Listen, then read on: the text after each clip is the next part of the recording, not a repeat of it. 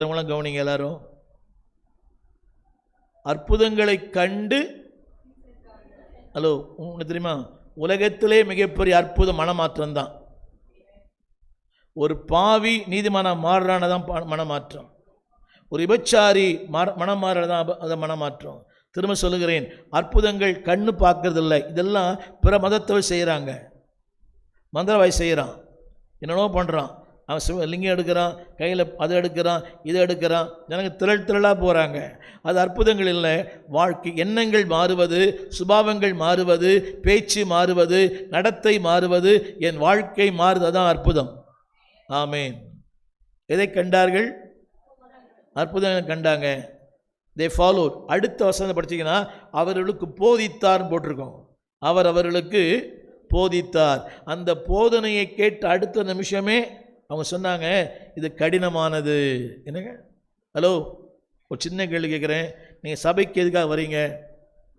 வார்த்தைக்காக வரீங்களா, இல்லை உங்கள் வாழ்க்கையில் அற்புதம் நடக்கணும் வரீங்களா? இவங்கெல்லாம் யார் தெரியுமா?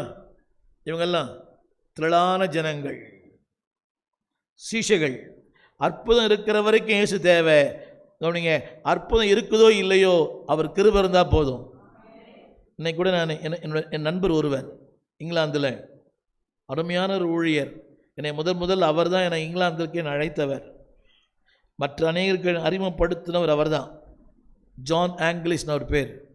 பலமுறை அவருடைய திருச்சபையிலே என்னை பயன்படுத்தினார். ஒரு முறை நல்லா ஞாபகம் இருக்குது எனக்கு.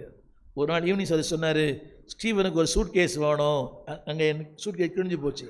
நீ நம்ப மாட்டீங்க, 25 சூட்கேஸ் ஜனம் கொண்டு வந்து கொடுத்தாங்க. அவர் இன்றைக்கி மெசேஜ் அனுப்பிச்சிருக்கார். அவருடைய நண்பர். அவர் இப்போவோ மறு நிமிஷமோ அவர் மரித்து விடுவார், கேன்சர் வியாதியில். அவர் தான் என்னை இங்கிலாந்துக்கே என்னை அறிமுகப்படுத்தின ஒரு தேவ மனுஷன். இன்றைக்கோ நாளைக்கோ ரொம்ப கமிட்டட் பாஸ்டர், ரொம்ப கமிட்டட். சின்ன வயசு தான் இத்தனைக்கும். நான் சொல்ல அந்த கருத்து கவனிங்க, அற்புதம் இல்லாவிட்டால் கூட அவர் ஊழியம் பண்ணிகிட்டே இருக்கிறார். அவங்க நண்பர் சொல்கிறாரு, எனக்கு இன்னொரு நண்பர் நேற்று ஜான் மெல்லர்னு ஒருத்தர் வருவாருங்க, வயசான தாத்தா.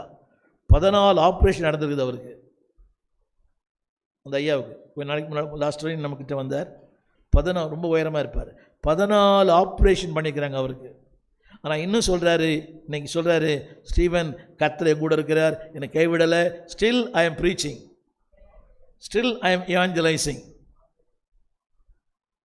36 ஆண்டுகளாக காங்கோவில் இருந்திருக்கிறார்.